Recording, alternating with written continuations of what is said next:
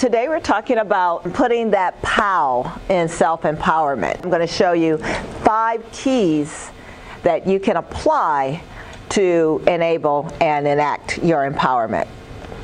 I'm Candace Walker, and I'm the mother of 2 teens myself. I am the founder and CEO of an app called Earnster. And Earnster is a digital platform that empowers teens to take charge of their earning power.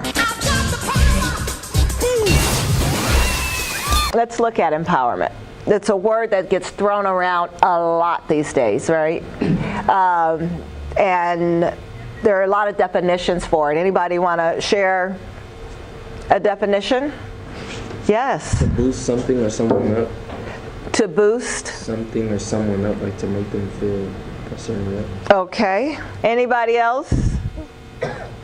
Yes. To encourage or motivate others.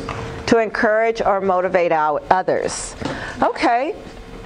Those are all good definitions.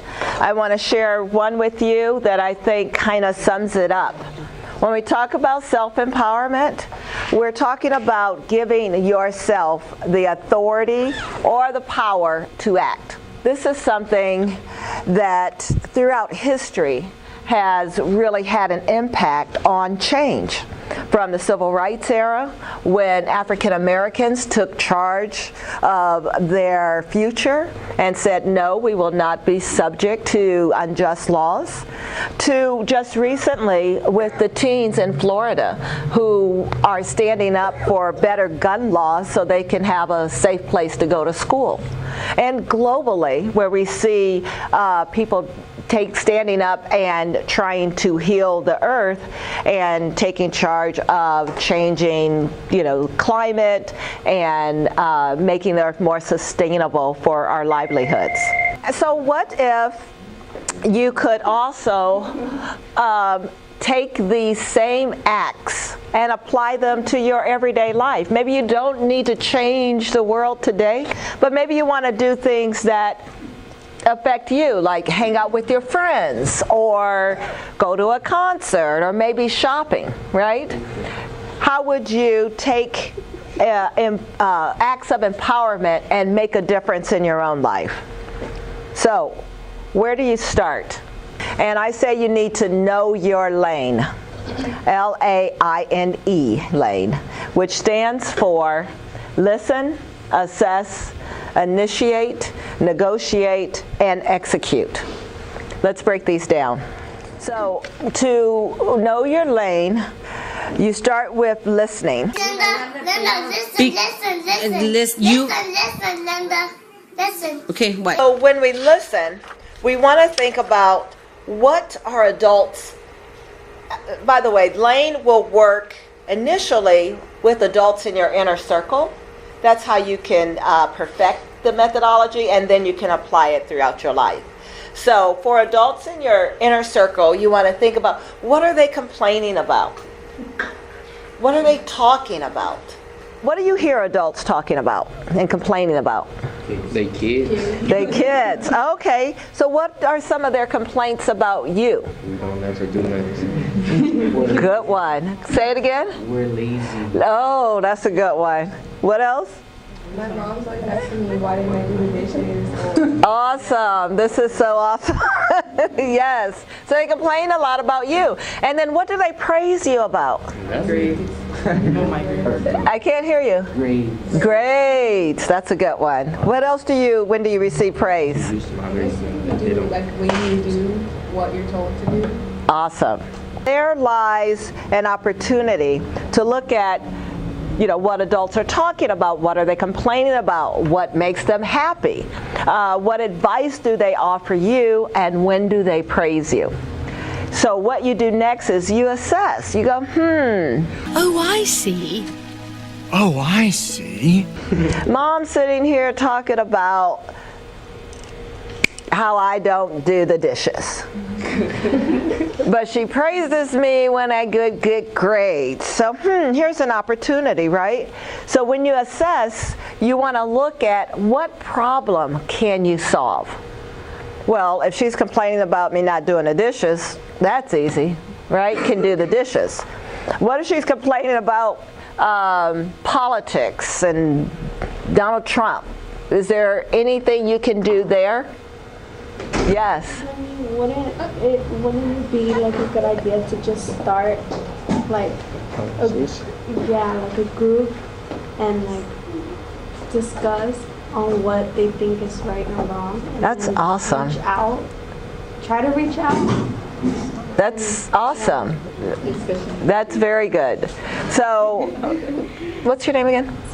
Cece says if they're complaining about politics and how they don't like things, start a conversation, start a group, and then reach out.